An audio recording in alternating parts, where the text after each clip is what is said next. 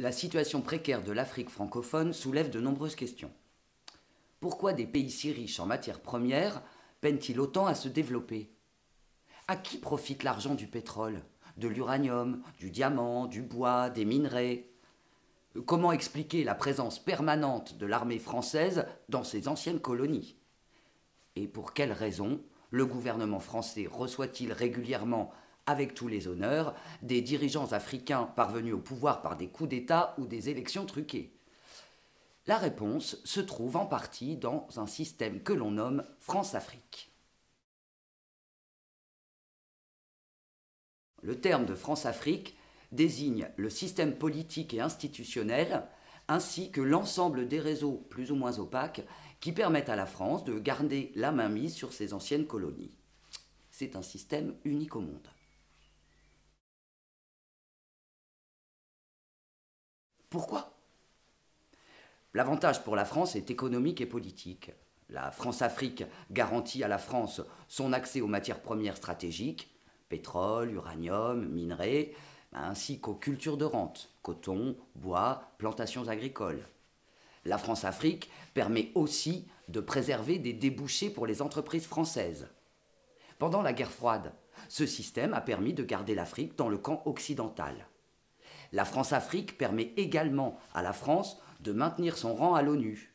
Et enfin, la France-Afrique a permis de financer le parti gaulliste par le détournement des rentes africaines, puis par la suite tous les partis de gouvernement, ce qu'a révélé notamment l'affaire Elf. Ce système a été mis en place au moment des indépendances africaines, donc en 1960, par le sommet de l'État français, le général de Gaulle, avec son conseiller Jacques Foccart. Ce système a accompagné toute l'histoire de la Ve République, et ce encore aujourd'hui.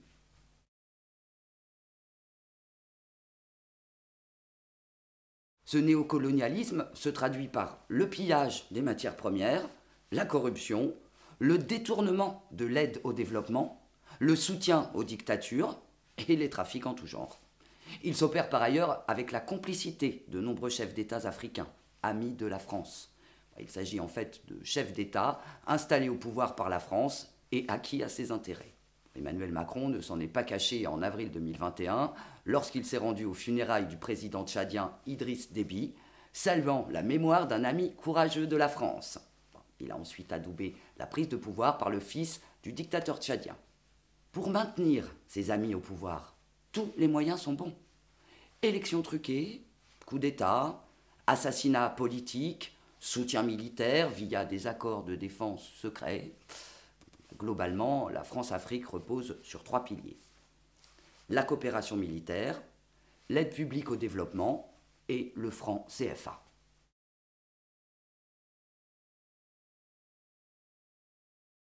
Depuis plus de 50 ans, la présence militaire française en Afrique est un des piliers de sa politique d'ingérence.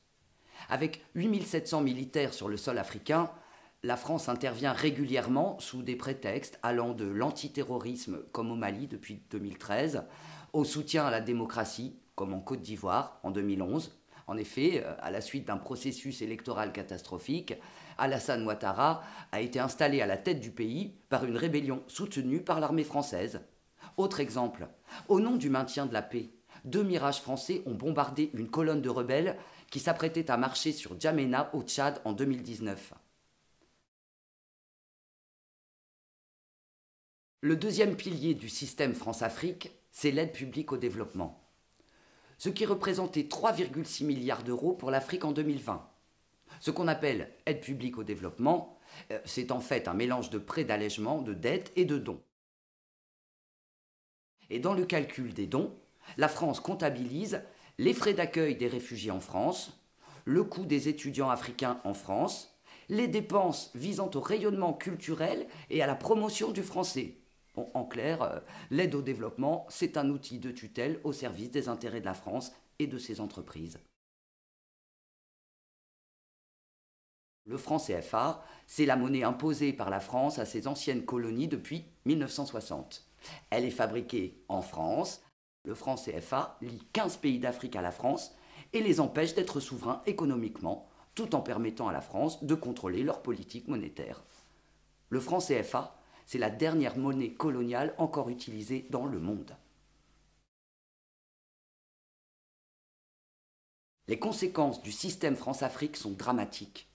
Dictature, crimes, guerre, pauvreté, migration, pollution se développent sur le continent, tandis que l'impunité des acteurs militaires, économiques, politiques français est garantie, même lorsqu'ils vont jusqu'à se rendre complices de génocide, comme au Rwanda en 1994 lors du génocide des Tutsis.